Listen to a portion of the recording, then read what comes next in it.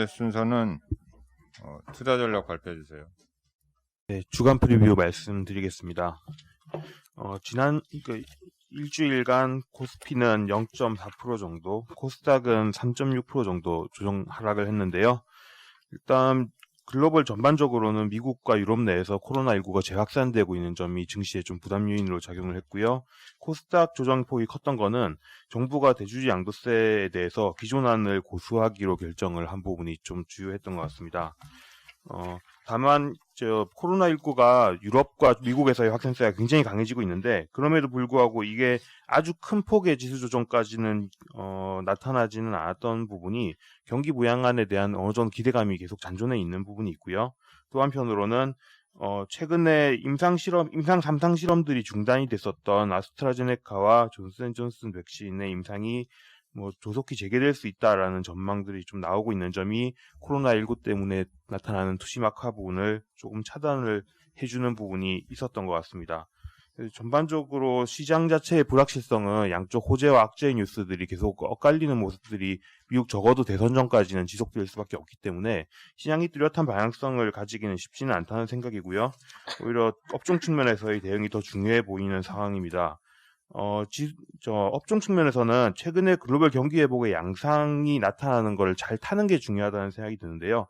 이게 좀 주목할 점은 글로벌 경기 회복이 선진국 소비에서 주로 나타나고 있는데, 반면에 선진국에서 코로나19가 확산되고 있기 때문에 언택트 관련된 소비는 좋아질 수 있지만 생산 측면에서 가동률이 높아지지 못하고 있는 상황이 지속이 될 거라는 점입니다. 이렇게 생각을 하면은 선진국에서는 재화에 대한 재고가 줄어들 수밖에 없고, 그런 과정에서 리스타킹 사이클에 대한 기대감이 높아질 수 있는 국내 수출 업종 등에 대해서 좀 긍정적으로 보고 있습니다. 1월 1일에서 20일까지의 일평균 수출 금액은 지난달에 이어서 지금까지도 일평균 수출 금액이 늘어나고 있는 상황이고요. 주로 늘어나고 있는 품목이 반도체, 컴퓨터 주변기기, 정밀기기 이런 쪽들, 선진국에서 주로 쓰이는 중간재 쪽으로 이제 조금 수요가 넘어오고 있는 생각이 듭니다. 그래서 반도체, 휴대폰, 자동차 업종에 대해서 긍정적인 생각을 유지를 하고 있습니다. 이상입니다. 네, 바로 이어서 환율 쪽 코멘트 드리겠습니다. 주간 투자 전략 말고 추가로 이제 작성한 환율 코멘트 봐주시면 되고요. 최근에 이제 9월 이후에 외환시장 흐름을 말씀을 드리면 원화가 가장 강세였다라고 요약이 되고요. 여러 가지 이유가 있겠지만 저희는 블루웨이브가 선반영됐다라고 판단하고 있습니다. 지금 원화 그리고 중국 위안화, 대만 달러, 멕시코 페소와 같은 이른바 바이든 수혜 통화가 강세를 보이고 있고요. 나머지 이제 유로라든지 브렉시트 관련 이슈로 파운드와 그리고 루블, 여타 이제 바이든 이른바 피해 통화로 불리는 그 루블과 같은 그런 통화들이 약세폭을 좀 확대하고 있습니다. 사실 저희가 중장기 방향성 말씀을 드리면 대선 이후로는 미국의 재정 적자 기조라든지 추가 부양책, 글로벌리 경기 동반 회복 기조 이런 것들을 고려했을 때 달러 지수는 좀 하락 방향성을 말씀을 드리고 있는데요. 단기적으로는 좀 속도 조절이 나올 것 같다라는 말씀을 드리겠습니다. 일단 지금 주요 지지선들은 다 깨져 있는 상황이고요.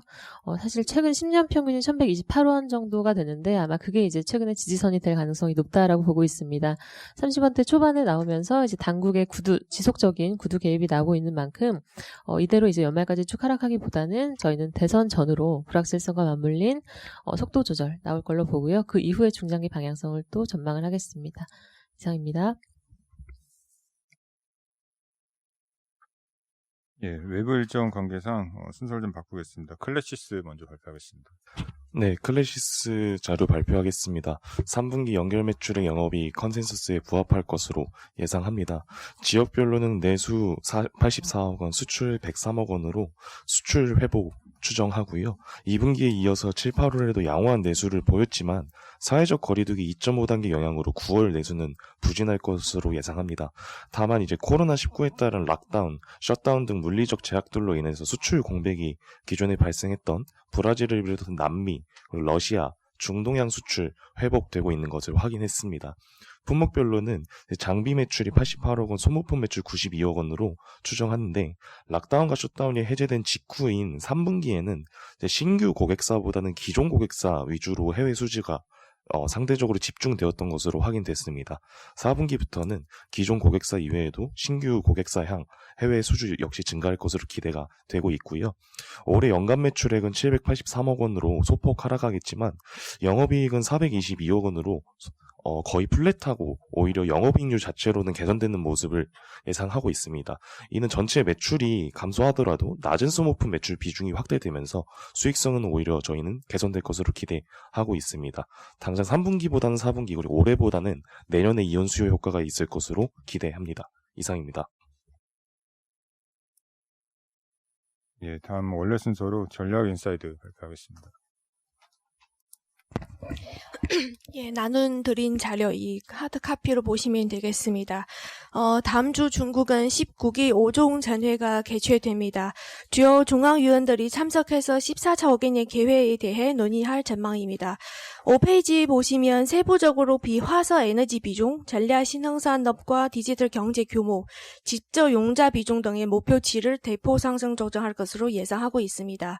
주요 화두로 첫 번째로 녹색 발전, 신재생 에너지 확대입니다. 향후 5년간 태양광과 풍력 발전의 연평균 설치 용량은 총 103기가와트에 달할 것입니다. 두 번째로 8페이지 보시면 과학기술 혁신, 자급률 높이기 내용입니다.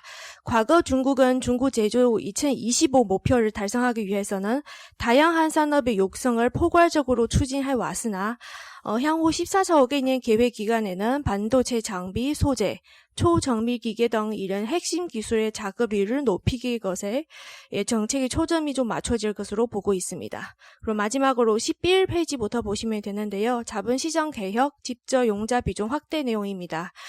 최근 중국 자본시장 개혁의 핵심은 직접 용자를 통해서 신경제 성장과 산업의 고도화를 가속화시키는 것과 대외 개방 속에서 증권사의 경쟁력을 향상시키고 질적으로 높은 수준의 투자은행을 설립하는 것입니다. 14페이지부터 보시면 이런 과거 지난 2015년 15기 5종 전회에서는 이 14차 5개년 계획에 포함된 주요 주제, 환경보호, 그리고 금융개혁, 국유기업 개혁, 제조 고도화 등이었습니다. 당시 주요 테마별 주가 수익률이 전체 주가 지수를 상회했던 것으로 나타났고요. 이번 14차 5개년 계획 제정에 따른 정책 모멘텀도 부과될 것으로 저희는 보고 있고, 비화석 에너지 사용 비중 확대에 따른 수혜주인 태양광과 풍력 발전주, 자본시장 개혁에 따른 수혜주인 증권주 등의 좋은 퍼포먼스를 기록할 것으로 예상하고 있습니다. 네, 이어서 16페이지 기업 부분 말씀드리겠습니다. 연기실리콘은 저희가 글로벌 스탁스 탑10에서 추천드리고 있는 종목인데요. 중국의 14차 5개년 계획을 통해서 비화석 에너지 사용 비중을 확대할 경우 태양광 관련된 기업들이 수익가 가장 클 것으로 보고 있습니다. 2025년 중국 비화석 에너지 사용 비중 목표치를 18%로 가정했을 경우 향후 5년간 중국의 태양광 설치 규모는 연평균 71기가와트에 달할 전망입니다. 이는 지난 5년간 연평균 설치 규모의 2.4배 수준으로 향후 태양광 업체들의 큰 폭의 실적 개선이 기대됩니다. 이상입니다. 이어서 이제 두 번째로 관심 가질 기업 민양에너지에 대해 말씀드리겠습니다. 페이지 20페이지고요. 이 회사 같은 경우 이제 중국 내에서 수직 계열화를 이룬 이제 중국 3위 종합 풍력 발전 기업입니다. 회사 같은 경우 이제 신제품을 지속적으로 출시하고 있고 해상 풍력 발전 수요 증가에 힘입어서 글로벌 풍력 발전기 시장 점유율이 2017년 12위에서 2019년 6위까지 올라왔습니다. 또한 이제 마진이 높은 고출력 풍력 발전기 판매 비중이 확대되면서 이익률까지 올라가고 있습니다. 중국의 이제 14차 5개년 계획 기간 동안 비화석 에너지 사용 비중 보수적으로 18% 봤을 경우 풍력 발전 설비 연평균 신규 설치 용량 32기가와트에 달할 것으로 보고 있는데요.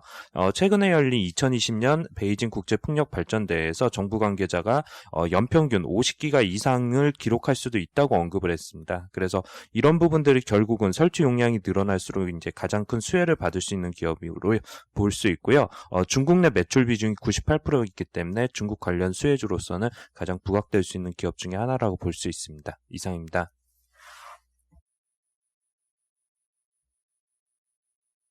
예, 산업기업 분석으로 넘어가겠습니다. 자료가 많으니까 핵심 위주로 발표 바랍니다. 휠라홀딩스 발표하겠습니다. 네, 필라 3분기에 예상보다 실적 괜찮을 것 같습니다. 한국은 워낙 안 좋았지만요. 중국이 온라인 성장이 굉장히 가팔랐던 것으로 지금 보이고 있고요. 미국도 이번 3분기에 흑자 전환할 것으로 보고 있습니다. 그래서 워낙 작년 말부터 재고를 좀 효율화하고 있었기 때문에 현재 좀 리스타킹 수요가 센 것으로 보고 있습니다. 그리고 아큐시네트도 지금 굉장히 잘 나오고 있어서 좀 기대 이상의 실적이 지금 예상이 되고 있습니다. 필라가 이제 예전같이 뭐 디스트럽터 같은 히트 상품이 없고 브랜드력이 좀 하락하고 있다는 점은 아쉽습니다. 하지만 내년에 그냥 실적이 그냥 괜찮을 것이다 라고 보고 있는데요. 그 가장 큰 이유가 온라인 매출 비중 상승 때문에 그랬습니다. 그래서 여태까지는 온라인 전략이 좀 약했는데요. 3페이지 그림에 보시는 것처럼 올해 코로나를 계기로 온라인 비중이 많이 늘었고요. 이쪽에 지금 굉장히 좀 공격적으로 확장하려고 하고 있습니다. 그리고 저희 아큐시네트도 계속 좋을 것으로 보고 있습니다. 지금 우리나라 골프 산업 굉장히 좋은데 우리나라뿐만 아니라 지금 미국도 똑같은 상황인 것 같습니다. 그래서 4페이지 그림 2를 보시면요. 지금 미국의 월별 골프 라운딩 횟수인데 8월에 전년 대비 21%나 증가했습니다. 이게 다 신규 골프 인구 유입으로 인한 것으로 보고 있고요. 이게 다 신규 인구기 때문에 향후 좀 계속해서 실적 호조가 지속될 것으로 생각을 하고 있습니다. 그래서 목표 주가 이런 어떤 실적 호조를 반영해서요. 목표 주가 기존 41,000원에서 5만 원으로 상향합니다. 이상입니다.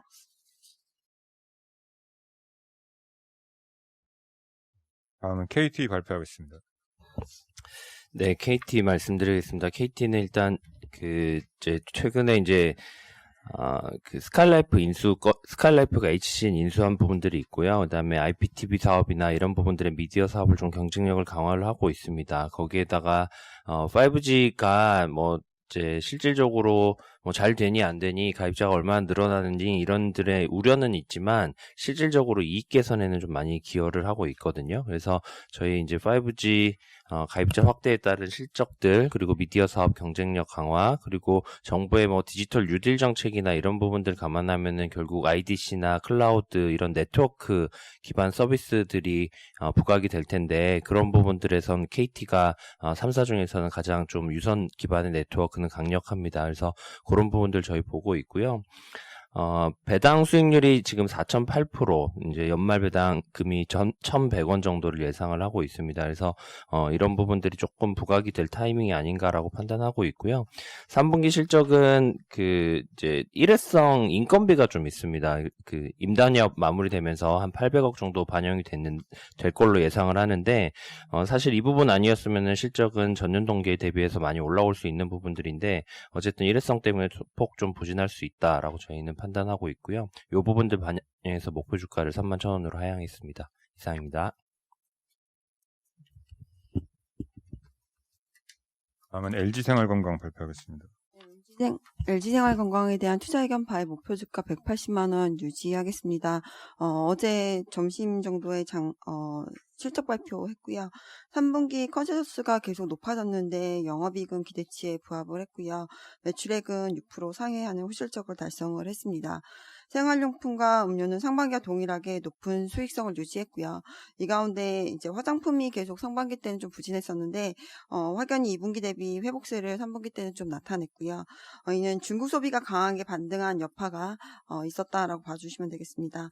화장품 부분에서는 후 매출액이 면세는 5%, 그리고 중국 29% 증가하면서 전체 면세 채널이 마이너스 2%로 전년에 베이스가 굉장히 높음에도 불구하고 전년과 동일한 수준을 유지했고요. 그리고 중국은 22% 성장을 했습니다. 고마진 제품으로의 믹스 개선이 주요했고 브랜드력이 입증된 숫자라고 판단됩니다. 내년 봤을 때 생활용품과 음료는 이미 레벨업이 되었고 화장품 업황이 좀 돌아서게 되면 추가적으로 부진했던 부분들이 좀 더 올라오면서 전체 실적은 더 올라갈 수 있는 여력이 충분하다고 보고 있습니다. 이상입니다. 다음은 포스코 케미칼 발표하겠습니다. 네, 포스코 케미칼도 실적인데요. 일단 주가는 76,000원까지 좀 빠져 있는데 최근에 성장주에 대한 시장 분위기를 생각해 보시면 이해가 될 거고요. 그리고 박테레라든가 영파33, 유미코어 같은 해외 비교 업체들 주가도 사실 포스코 케미칼과 유사하게 시차는 한 달 정도 먼저 좀 빠졌는데 움직이고 있습니다. 실적 관련해서는 지금 뭐 194억 원 영업이익 발표를 했고 2분기가 41억이었기 때문에 제목에 보시는 것처럼 이익 회복이 확인되고 있는 거고요. 4분기에 230억 정도 예상을 합니다. 그렇지만 뭐 이 회사 밸류에이션에 지금 분기별 실적이 그렇게 중요하게 작용하지는 않고 있고요. 앞으로 이제 양극재, 음극재에서 벌어들일 이익에 의해서 주가나 목표 주가가 형성이 되고 있는데, 저희는 좀 주목할 부분은 이번 IR 자료에서 밝힌 것처럼 전기차량 비중이 음극재가 63%, 양극재가 91%에 달하고 있어서 EV 시장에서 계속 수혜를 받을 거다라는 점이 너무 확고하다라는 생각을 가지고 있고요. 다만 이제 최근에 캐파 전망을 기존의 음극재 캐파가 22년 기준 9만 톤이었다가 7만 4천 톤으로 좀 낮춰서 제시를 했습니다. 이런 부분들은 회사가 경영계획 세우면서 또 앞으로 시장 상황에 따라 변동될 가능성이 있어서 그렇게 큰 우려사항이라고 보지는 않고 있고요. 어쨌든 주가 회복을 위해서는 당장의 뭐 분기별 이익 개선도 중요하지만 결국은 2차 전지 비롯한 전기차 시장에 대한 시장 센티가 좀 바뀌는 계기가 좀 필요하다 이렇게 생각을 하고 있습니다. 이상입니다. LG 디스플레이 발표하겠습니다. 네.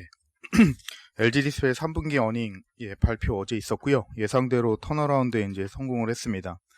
3분기 영업이익이 이제 1,644억 정도로 이제 발표가 됐고, 저희 추정치 1,500억, 컨센서스 650억을 이제 상회를 했습니다.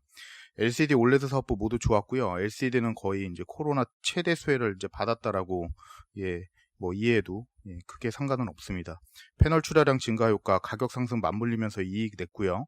올레드는 이제 애플량 패널 출하량 증가, 그리고 광저우 8세대 설비 정상화로 실적 개선 됐습니다. 4분기도 영업이익 흑자 기조 계속 이어질 것으로 보고 있고요. 뭐 아무래도 이제 주가와 밸류에이션 방향 자체는 지금 실적이 이제 성장하는 바로 단계이기 때문에 긍정적일 것으로 보고 있습니다. 다만 이제 4분기 리스크 요인 딱 하나 있는데 FX라고 볼 수가 있습니다. 10원당 영업이익 이 업체는 250억 정도 변동이 있기 때문에 환율이 아마 4분기에 가장 큰 변수일 가능성 높다라고 보고 있습니다. 이어서 어제 테슬라 컨퍼런스 콜에서 배터리 관련 3가지 임플리케이션이 있어서 좀 말씀을 드리겠습니다. 첫 번째는 이제 ESS 수요가 3분기 이제 크게 증가를 했습니다. 향후 전망도 굉장히 브라이트했고요. 일단 테슬라의 3분기 ESS 설치량은 QOQ, YOY 모두 이제 크게 증가를 해서 히스토리컬 이제 최대 설치량을 이제 찍었습니다. ESS 수요는 이제 공급을 초과하고 있다라고 얘기하고 있고요. 수주는 확대 중이라고 이제 앨런 머스크는 이제 언급을 했고, 저희는 ESS 수요 긍정적일 것으로 보고 있고요. 이민재 위원이 이제 투자 포인트를 제시하고 있는 테슬라의 VPP 사업 확대는 ESS 설치를 더 확대시킬 것으로 저희 보고 있습니다. 두 번째는 이제 테슬라의 이제 4680 배터리 셀 관련된 내용인데, 초기 생산은 이제 미국 프레몬트 파일럿 설비에서 이제 시작된다라고 이제 언급을 합니다. 근데 이게 이제 내년에 베를린에서 찍어내는 모델 Y에 이제 적용될지는 모르겠지만, 일단 일부 시각에서 테슬라가 베를린 기가팩토리에서 양산할 것으로 기대했었던 얘기는 어제 없었고요. 그 다음에 부인했습니다. 근데 이제 미국 프레몬트 파일럿 설비를 보시면 생산 능력이 10기가인데 전기차 생산 대수가 한 10만 대 정도 수준이어가지고 사업성 측면에선 큰 의미는 없는 설비다라고 이제 놓고 볼 수가 있습니다.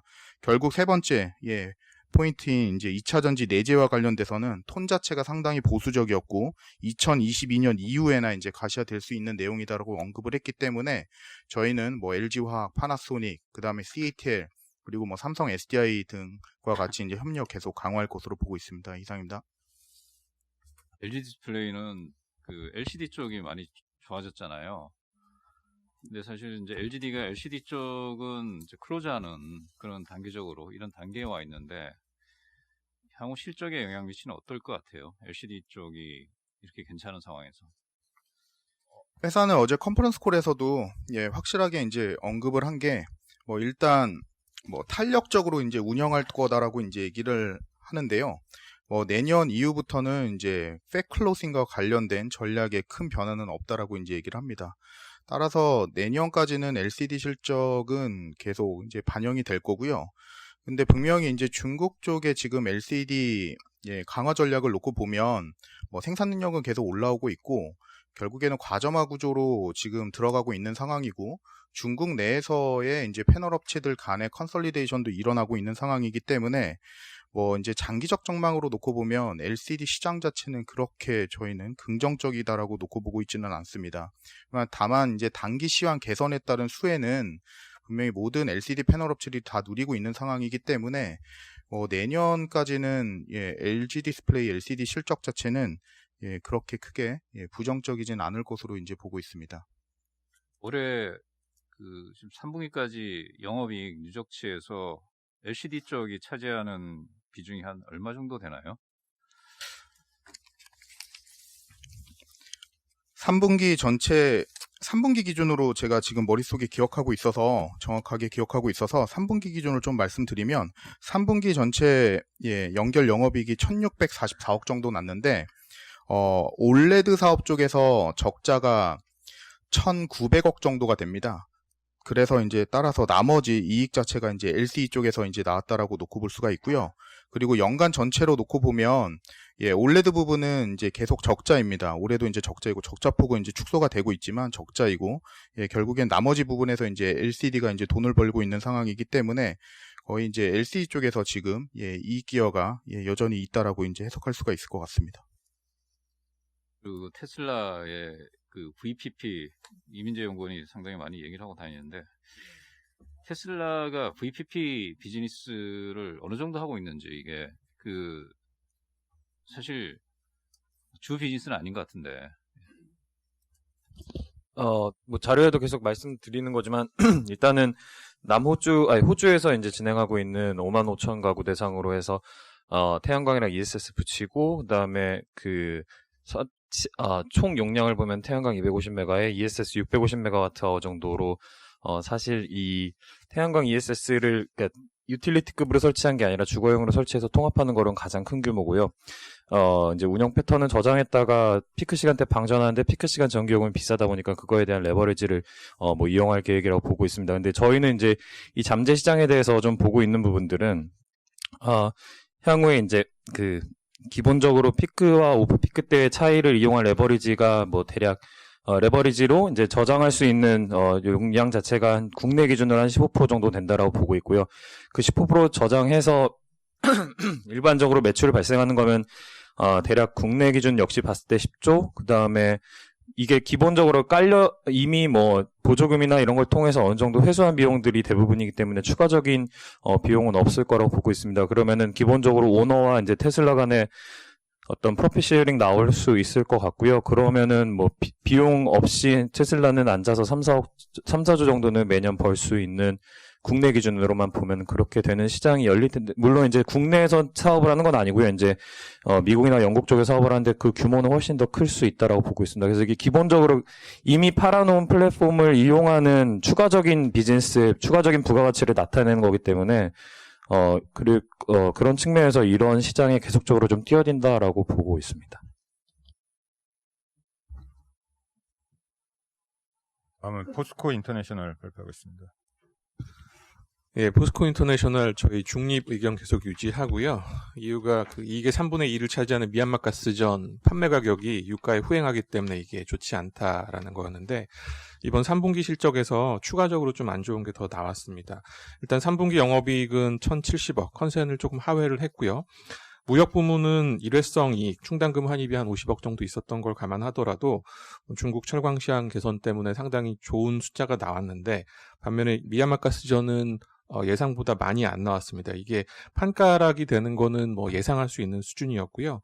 또 3분기에 정기 보수가 20일 있었습니다.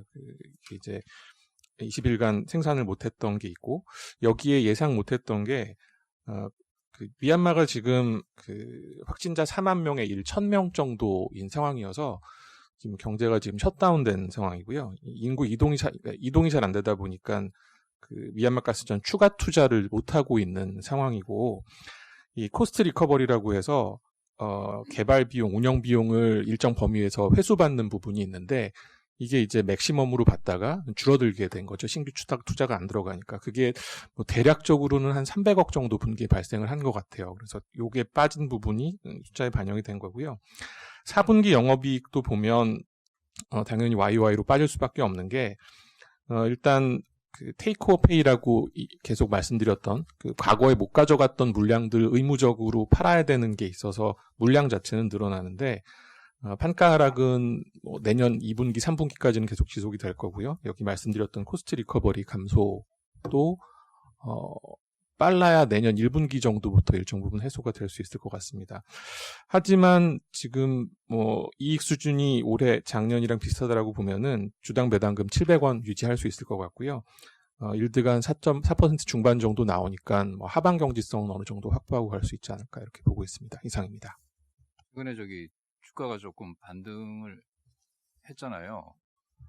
근데 미국의 최근에 그 천연가스 헬리오브 가격 보면은 꽤 반등을 하고 있는데 혹시 뭐 그런 거하고 연관이 없는 건지. 예. 요 주가가 워낙에 낮은 수준에 있다가 이제 뭐 새로운 종목 찾기 차원에서 또 그리고 일정 부분 산업재하고 발을 걸치고 있기 때문에 관심들이 늘어났던 건 사실인데 그 내용을 놓고 보면은 미얀마 가스전이 뭐 지금 줄었지만 영업이익에서 3분의 1을 차지하는데 얘네들은 유가에 연동해서 판매 가격이 결정이 되기 때문에 유가가 지금 40불대에서 더 올라가지 않으면 말씀드린 대로 올해 2분기가 저점이었고 그게 1년 후행해서까지 반영을 하기 때문에 판가는 내년 2분기까지는 지속적으로 하락을 하게 될 겁니다. 그런 부분들이 내용을 알고 보면 딱히 매력적이지 않고요. 말씀드린 대로 코스트 리커버리는 이게 영향이 상당히 큰 게 혹시라도 코로나 상황이 개선이 되지 않아서 내년에도 신규 투자를 못한다. 그러면은 그 분기당 300억씩 빠지는 게 내년에도 계속 지속될 수 있다라는 점이 주가에는 그렇게 긍정적으로 보이진 않는 상황입니다. 예, 다음은 KB금융지주 발표하겠습니다. 네, KB금융지주 저희 투자의견 바이와 목표가 47,400원 유지합니다. 3분기 실적 어저께 강하게 나왔습니다. 예상치 큰 폭 상회한 주 요인은 세 가지인데요. 첫 번째는 프루덴셜 생명 인수 관련해서 염가 매수 차익 1,450억 원 발생한 부분, 이 부분이 가장 컸고요.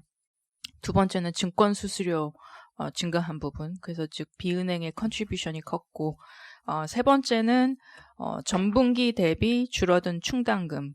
그래서 이렇게 세 가지인데요. 그 특이 요인을 제외했을 경우는 예상치 소폭 상회 수준이고 전년 동기 대비 비슷한 수준이었음을 말씀드리고 싶습니다. 대출 성장에 대한 드라이버는 가계 일반자금 대출, 이 일반자금 대출 밑에 저희가 다 알고 있는 신용대출이 들어가 있죠.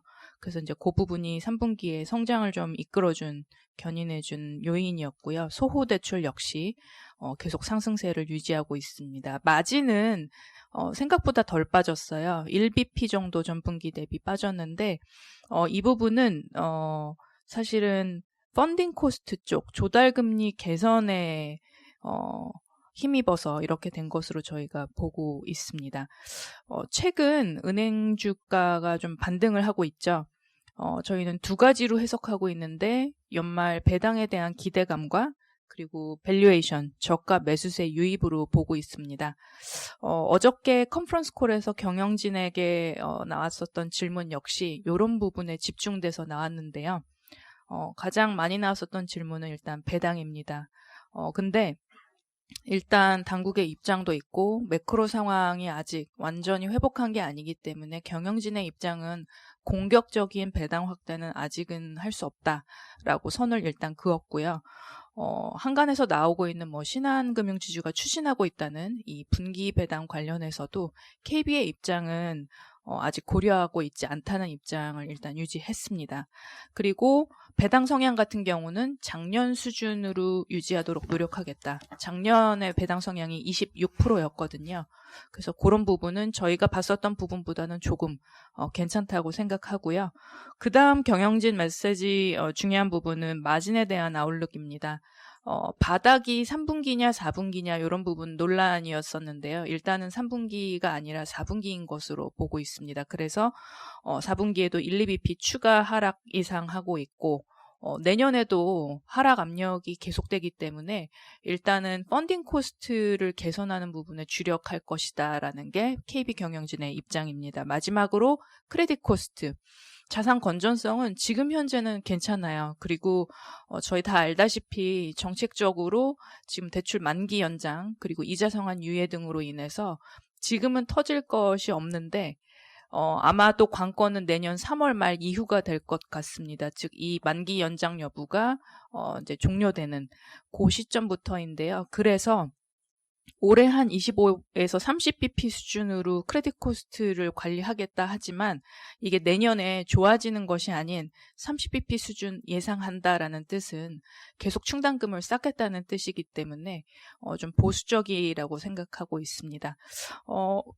펀더멘털 측면에서는 뭐 아주 양호하고요. 다만 뭐 어닝스 서프라이즈라고 하지만 그 서프라이즈 부분이 상당 부분 일회성에서 온 걸로 감안했을 때는 저희는 뭐 주가가 오버슈팅한다고까지 생각하진 않고 일단 뭐 저희의 그 최선호주인 의견까지만 유지하겠습니다. 이상입니다. 은행주가 사실 상당히 이제 고민되는 단계 같은데 차트를 한번 보시죠. KB금융 신한지주 한번 쳐보시죠.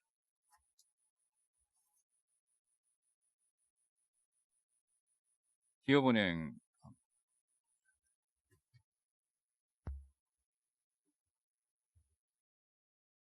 그리고 지방은행 그 DGB BNK 뭐 한번 쳐보시죠. DGB 금융지주.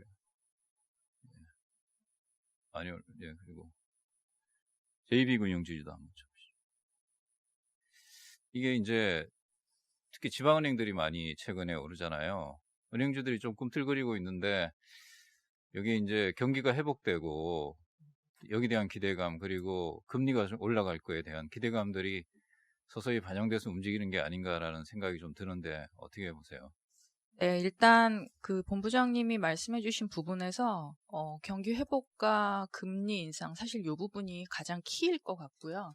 근데 이제 지방은행이 최근에 좀 튀었었던 이유는 일단 밸류에이션이 너무 낮았었습니다. 그동안 0.19배였었거든요. PBR이 사실 0.19라면 거의 뭐 이건 부도 수준 아니냐 정도인데 그런 정도는 아니었었기 때문에 좀 키 맞추기로 저희가 봤을 때는 좀 매수세 유입된 걸로 알고 있고요. 특히 DGB 금융 같은 경우는 최근에 외국인 매수가 좀 유입됐어요. 그러면서 좀 받쳐줬고 반대로 신한금융지주 차트 잠깐 보여주시겠어요? 신한금융지주는 오히려 빠졌어요. 근데 이제 그 강세에서 좀 제외된 이유는 그 제3자 배정 유증을 하고 난 이후 외국인들의 실망 매물이 지금 연속으로 지금 뭐 20일 이상 나오고 있거든요. 그래서 이제 그런 부분은 다른 은행들과는 조금 이렇게 차별화되는 이런 모습인데 단기적으로는 펀더멘털 대비 신한금융지주 주가가 너무 많이 빠져서 약간 좀 매력 있어 보이고요.